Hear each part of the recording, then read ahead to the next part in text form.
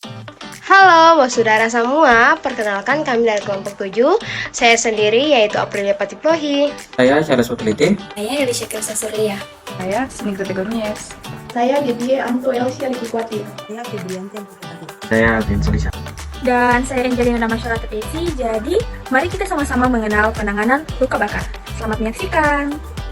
A few moments later. Komosia atau luka bakar adalah rusak atau hilangnya jaringan yang disebabkan kontak dengan sumber panas. Dan contoh luka bakarnya seperti ini.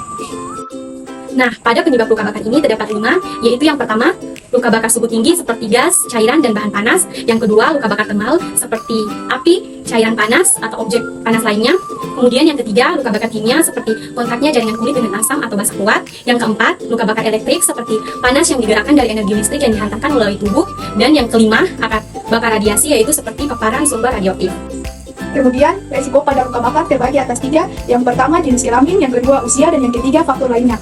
Nah, kenapa jenis kelamin termasuk pada faktor risiko? Karena wanita memiliki risiko tinggi dibandingkan pria. Karena wanita sering berhadapan dengan api pada saat memasak.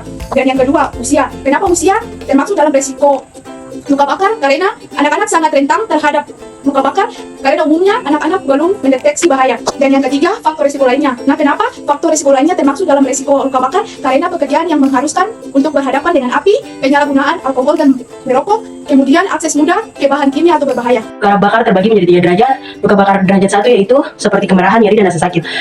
Luka bakar derajat 2 seperti bengkak dan kemerahan, lepuh, dapat berkembang dan rasa sakit bisa parah. Luka bakar derajat 3, kulit terlihat kasar dan dapat merusak saraf dan menyebabkan mati rasa.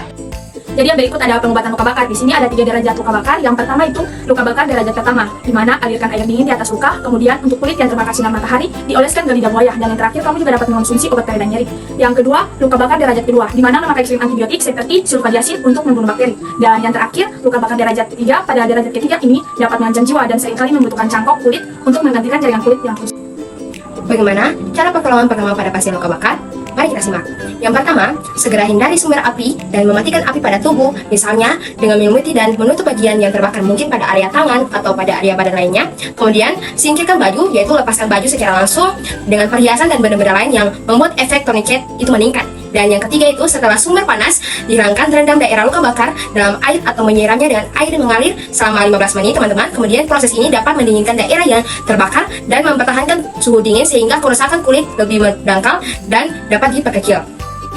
Perlu diketahui terdapat komplikasi luka bakar, yaitu yang pertama, infeksi bakteri yang dapat menyebabkan terjadinya infeksi aliran darah. Yang kedua, kehilangan cairan termasuk volume darah rendah, yaitu hipovolemia.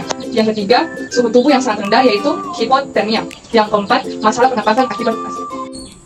Selanjutnya kita masuk pada poin terakhir, yaitu pencegahan luka bakar. Di sini pencegahan luka bakar ada 5. Yang pertama, yaitu pakailah tabir surya untuk beraktivitas di luar ruangan. Yang kedua, amankan bahan kimia berbahaya dan korek api dari jangkauan anak-anak. Ketiga, jangan tinggalkan kompor tanpa pengawasan. Keempat, lengkapi rumah dengan alat pemadam kebakaran. Dan yang terakhir, yang kelima, yaitu tutup colokan listrik jika sudah tidak digunakan.